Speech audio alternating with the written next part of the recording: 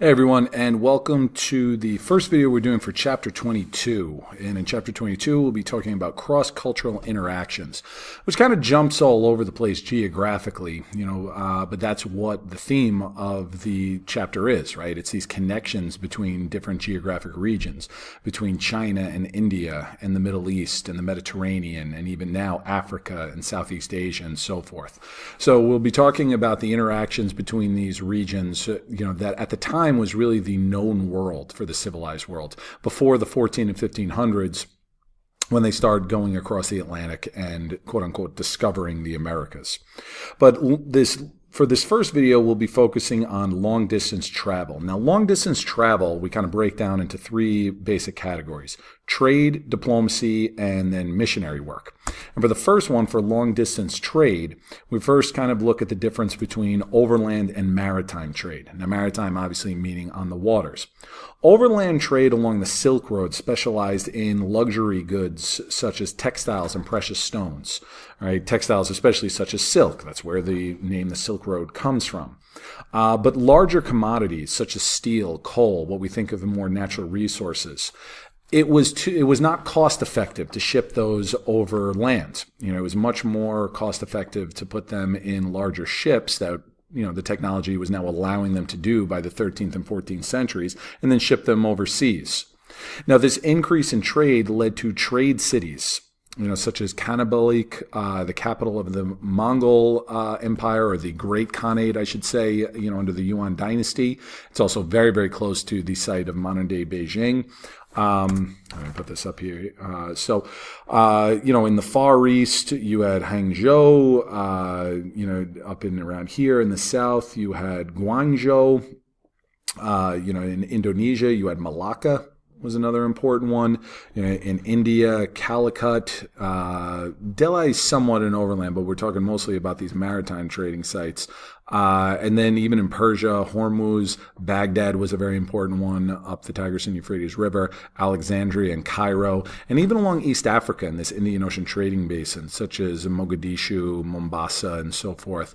And then one, even though it's not on this map, you've got Constantinople up in here, and then what would be farther up around here, just beyond in Italy, cities like Venice as well.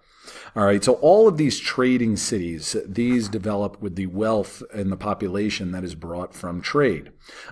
This in turn leads to a level of autonomy or independence for these trade cities. They weren't beholden to the old feudal system that you saw throughout the ancient world. These cities, a lot of them, they also benefited from Mongol protection of trade along the Silk Road. The Mongols, as nomads, they were big on trade, and so trade coming all the way from the Far East into the Middle East and the Mediterranean, it was protected by the Mongols. Excuse me. Long-distance merchants gained prominence. Okay, probably the most famous one of these is Marco Polo. Polo was a Venetian, by birth. Remember, back then they didn't really associate themselves so much as being Italian. It was more by the city-state that they were from in Italy. And he traveled with his father and uncle to China during the Yuan dynasty and under Kublai Khan's rule. He won the favor of Kublai and stayed at his court for about 17 years. Polo's stories about the riches of these far-off lands inspired other merchants, mostly Italians, to make their own ventures to the Far East. I'll show you this map again when we're looking at Ibn Battuta, but you look at the red for Marco Polo's travels. So he starts here in Venice, makes his way through Constantinople, through Persia, and then along the Silk Road through Central Asia, until eventually coming here, Kanabalik, what today is Beijing, the site of the Kublai, the Great Khan. But then he also did some other traveling down into southwestern China. He served as a diplomat and an administrator under Kublai. So he did a fair amount of traveling, and then on his way back, came back through Indonesia. India had a stop off there until eventually making his way back to Italy, a good couple of decades later. So the man did quite a lot of traveling during his time. Now, diplomatic travel. Increase in trade goes with an increase in the safety of travel. And after around the year 1000 CE, you had powerful states all throughout Eurasia, not only in China. This created demand for political representation. Now, this could be direct representatives such as Rabban Salma. Now, he was a very interesting account. He was a Christian, a Nestorian Christian, not a Roman Catholic. He was a Nestorian Christian born in Kanbalik and to Turkish parents, and he acted as an ambassador for the Ilkhanate of Persia to Western Europe. He traveled all throughout Western Europe, met with the Pope, met with kings, acted as an emissary on behalf of the Ilkhan. You also have other types of representatives, and these would be more of kind of civilizations, and this is exemplified by Ibn Battuta. And we talked about him in previous chapters, but some people will equate him as the Muslim Marco Polo, but he actually traveled even more than Polo did. And he was a Qadi. You remember these?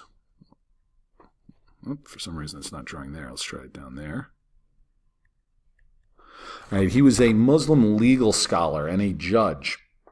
And he traveled throughout the Islamic world, working to uphold Sharia law and occasionally dispensing judgment. So you look at his green travels up through Central Asia, all the way down in India, where he was a Qadi to the Sultan of Delhi right here, and then eventually made his way all through North Africa to the Western Kingdom of Mali. Remember we talked about that in a previous chapter, and then down along the coast of East Africa. So he was very, very well traveled. Thousands of miles that this man traveled all throughout. And lastly, missionaries. Now, missionaries, we know they spread religious preachings and worked to convert people. And Sufi missionaries, they were very effective for spreading Islam, particularly in India, Southeast Asia, and Sub-Saharan Africa. Remember, we learned about Sufis in the chapter on Islam. They were effective because they were less dogmatic than other Muslims, and they were more willing to adapt local customs into Islam. They weren't quite so strict as our way or the highway type as other Muslims. Now, Christian missionaries, particularly Roman Catholic missionaries, sought to spread the faith all to every corner of Europe and beyond. Catholics ventured to China by the 13th century, first as merchants, such as Marco Polo and his family, and then as missionaries. An example is John of Montecorvino. Now, John of Montecorvino lived in Kanbalik. He baptized thousands of Mongols and other Chinese, and even tried to convert the Great Khan. Now, while he gained a moderate amount of success, the Christian missionaries sent to China and the Far East never experienced widespread success in converting, hundreds of thousands or millions of converts. One of the main reasons for this is that the Far East had deeply entrenched ideologies, such as Confucianism or Buddhism. Plus, it was too far for the Europeans to make regular journeys. So when John of Montecorvino wrote to the Pope and to Western Christian authorities asking for more, basically asking for backup, it was just, it was thousands of miles away. It wasn't realistic for them to make that journey. Now, cross-cultural exchanges, all kinds of long-distance travel we just discussed can result in cross-cultural exchanges, such as songs, religious ideas, philosophy, scientific knowledge, etc. And remember that trade is one of the primary facilitators of cultural diffusion. It can also lead to agriculture and technology exchanges, with technologies such as the magnetic compass. The magnetic compass was invented in China. You see the one on the left here with the Chinese characters around. And eventually made its way into the Indian Ocean basin, and then it was adopted by the Europeans. You see the one here on the right, which was a 16th century European one. You can see by the Latin alphabet for northeast, southeast, and so forth. This was instrumental, in the 15 and 1600s with the European age of exploration that we'll be discussing in a later chapter. Now, it wasn't just things, it wasn't just, inventions and so forth. You also have agricultural exchanges, and this is with the spread of crops. Muslim travelers in particular spread new crops to sub-Saharan Africa. Some were for eating, such as fruits, citrus fruits, especially in rice, while others were cash crops like cotton, which became a huge crop for Africa by the 1500s. They were also responsible for the spread of sugar. Now, demand for sugar increased exponentially in Europe after the Crusades, when it was brought back to Europe from the Middle East. The profitability of sugar plantations led Europeans to look for new locations. Sugar needs a warm climate, so a lot of the early kind of European-owned plantations were down in and around the Mediterranean. So you need a warmer climate, but sugar is also very, very labor intensive. And the easiest way to get that much labor to work on the plantations is through slavery. And this would have huge implications on the slave trade of the 15th and 16th centuries.